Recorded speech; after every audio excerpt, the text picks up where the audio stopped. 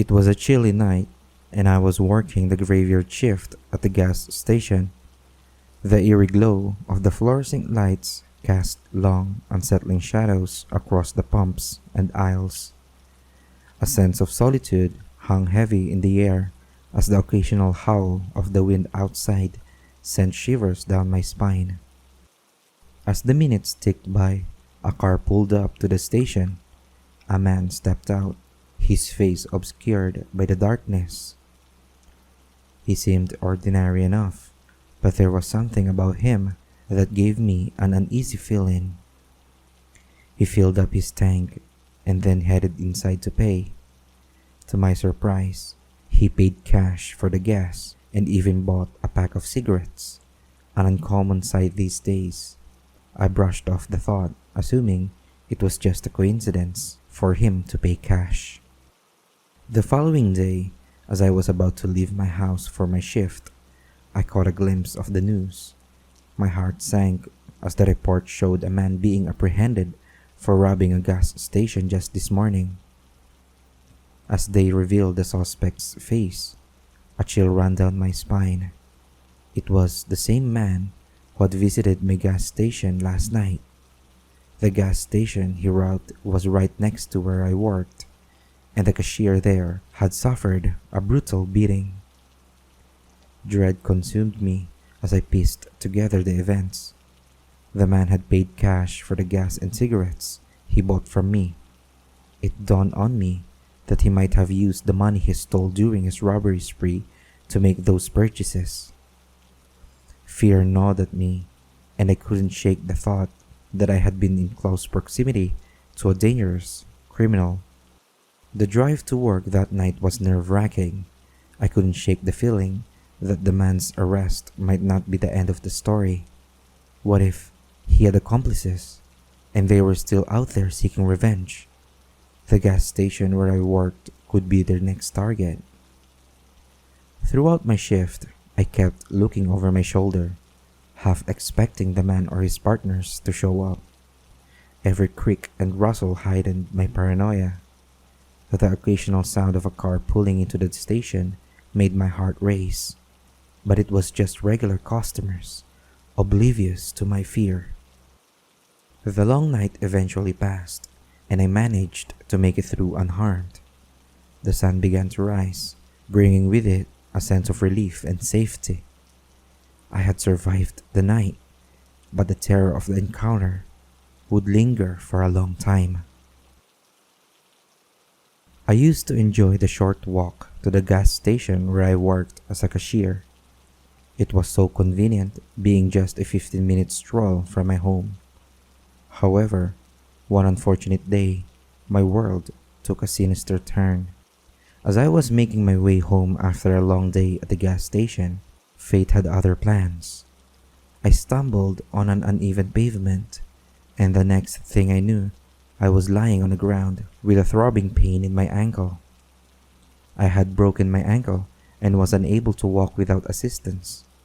The doctor advised me not to put any weight on it for several weeks, which meant I had to resort to using my car to commute to work. Weeks passed, and I adapted to the routine of driving to work, but something peculiar happened one morning.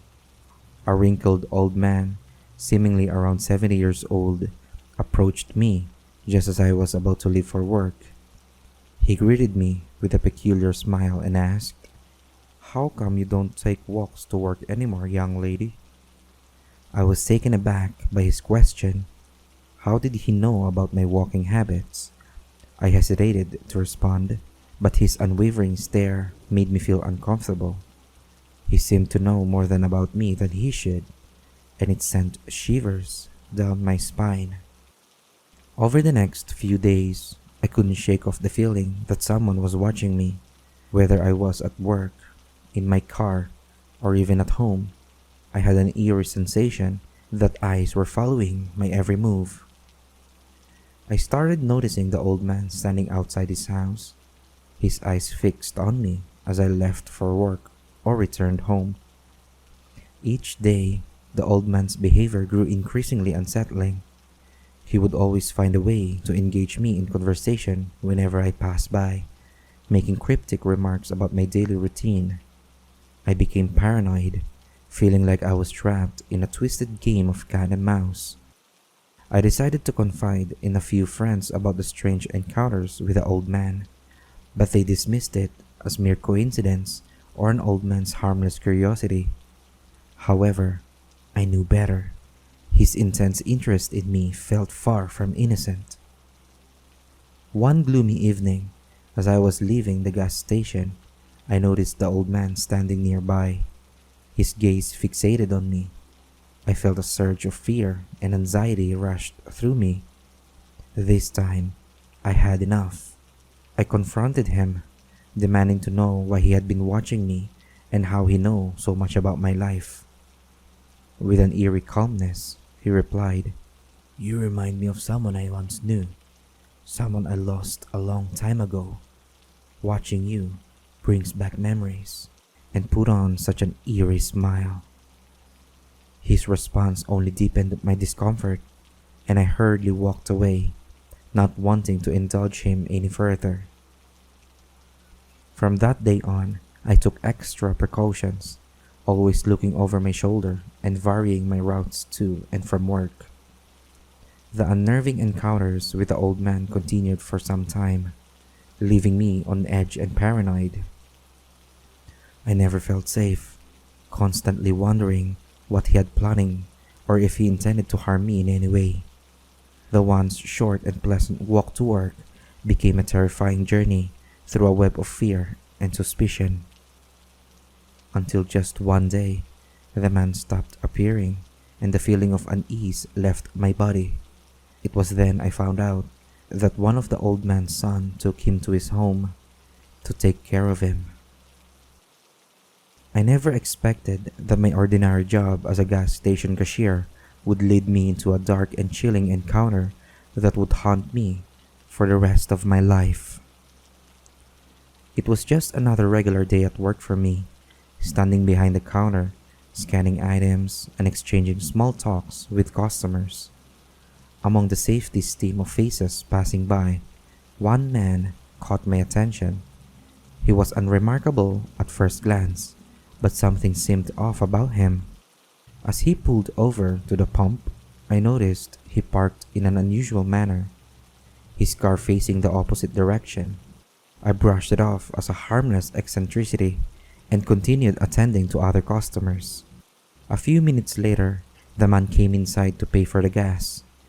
As he approached the counter, his eyes met mine, and a sudden chill ran down my spine. There was something unsettling in his gaze that sent shivers through my entire being. After he left, the day went on as usual, and I soon forgot about the strange encounter. But as the afternoon wore on, the peaceful atmosphere was shattered by the wailing sirens of multiple fire trucks racing through the streets. Curiosity got the better of me, and I stepped outside to investigate. In the distance, I saw a dark plume of smoke rising into the sky, a sight that struck fear into my heart. My instincts screamed that something terrible had happened, and that the man at the gas pump might have something to do with it. The thought made my blood run cold. Days passed, and life seemed to return to normal. However, that feeling of unease never left me. One afternoon, while I was working my shift, 2 police officers entered the gas station and requested to see the CCTV footage. I obliged, feeling a knot of anxiety tightening in my stomach. As they reviewed the footage, the officers confirmed my worst fears. The man who had purchased gas from the station was the same person responsible for attempting to burn down a 10-story building. The sinister reality of the situation sent chills down my spine, and I couldn't help but wonder how I had crossed paths with such a dangerous individual. Thankfully, no one was harmed in the attempted arson, but the realization that I had unknowingly interacted with someone capable of such violence left me deeply disturbed. The man was eventually apprehended, but the fear and trauma remained with me.